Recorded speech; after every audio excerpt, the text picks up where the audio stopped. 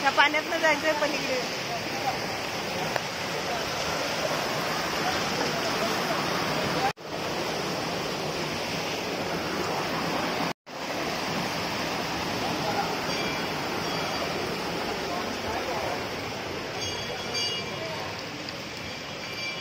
हो आम्ही त्या दिवशी त्या पाण्यातनं गेलेलो. आज पाणी वाढलंय. होय होय.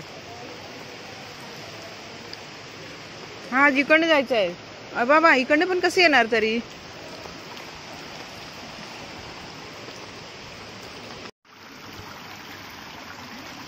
गणपती मंदिरात गेलो आणि एवढा मोठा पाऊस आला, पाणी पाणी झाले सगळं.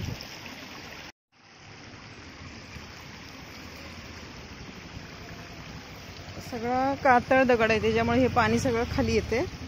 माती चिखल कुठे नाही दिसणार तुम्हाला. दगड आहेत सगळे दगड. आणि हा गणपती मंदिरचा बाहेरचा परिसर.